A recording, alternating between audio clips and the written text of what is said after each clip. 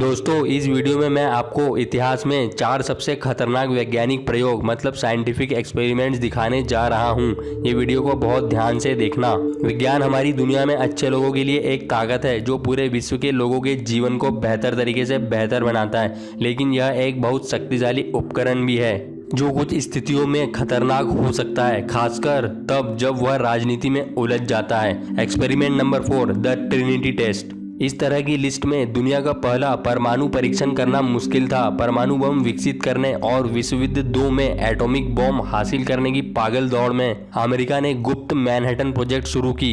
इसके परिणाम स्वरूप ट्रिनिटी टेस्ट 16 जुलाई 1945 को न्यू मैक्सिको के रेगिस्तान में पहली बार परमाणु हथियार बनाने का विस्फोट हुआ। जब वैज्ञानिक अपने काम में कॉन्फिडेंट थे तो कुछ प्रसिद्ध रिसर्चर्स थे जो सोचते थे कि अगर बम फट जाएगा तो यह दुनिया के अंत का कारण होगा। जैसा कि हम जानते हैं, नोबेल पुरस्कार से सम्मानित फिजिसिस्ट एनरिको फर्मी बम फटने के बाद उसके रुकने का वेट कर रहे थे और उन्हें लग रहा था कि कहीं मैक्सिको सिटी के साथ कहीं पूरी दुनिया ना खत्म हो जाए। विस्फोट के बाद 0.016 सेकंड 16 जुलाई 1945 को यह इमेज ली गई थी जो बादल का हाईएस्ट पॉइंट लगभग 200 मीटर तक ऊंचा चला गया था। Experiment number 3, the aversion project. 1971 में और 1989 के बीच दक्षिण अफ्रीका में एक मेडिकल टॉर्चर प्रोग्राम की स्थापना की गई जिसमें गे लोगों को ठीक किया जाता था, जिनका इलाज करने का तरीका था जैसे कि electric shock therapy and chemical castration जैसे प्रोसीजर शामिल थे। सेना ने 900 से अधिक सेक्शन ऑपरेशन को भी ट्रायल किया था। उस समय मेडिकल कम्युनिटी में यह रूप से माना जाता था कि होमोसेक्सुअलिटी एक मानसिक बीमारी थी जिसे ठीक किया जा सकता था। दक्षिण अफ्रीकी सेना के चीफ साइकेट्रिस्ट डॉक्टर आब्रे लेविन को इंटरनेशनल ऑर्गेनाइजेशन द्वारा ह्यूमन राइट्स अब्यूज का आरोप लगाया गया और जेल की सजा मिली। दूसरे नंबर पर है गुटामेलन स्टैंडर्ड स्टडी।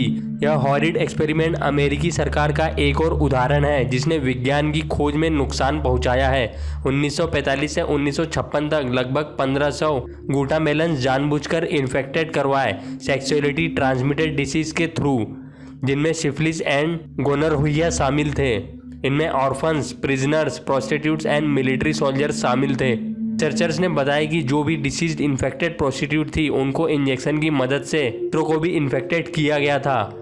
इस एक्सपेरिमेंट को चलाने के लिए जॉन हॉपकिंस यूनिवर्सिटी पर $1 बिलियन का मुकदमा चला था।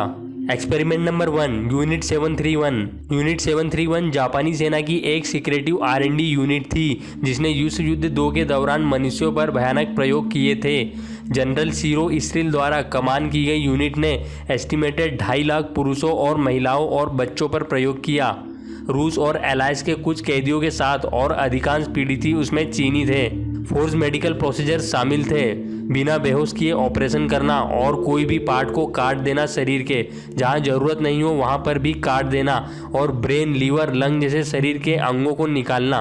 पीड़ितों को biological warfare, frostbite testing, force pregnancies और यहाँ तक कि हथियारों का परीक्षण ग्रेनेड्स या फ्लेम थ्रोवर्स द्वारा किया जाता था। दोस्तों इस वीडियो को बनाने में मुझे बहुत मेहनत लगी है, लेकिन आपको लाइक करने में सिर्फ 1 सेकंड लगेगा और चैनल को सब्सक्राइब करना मत भूलना। थैंक यू दोस्तों।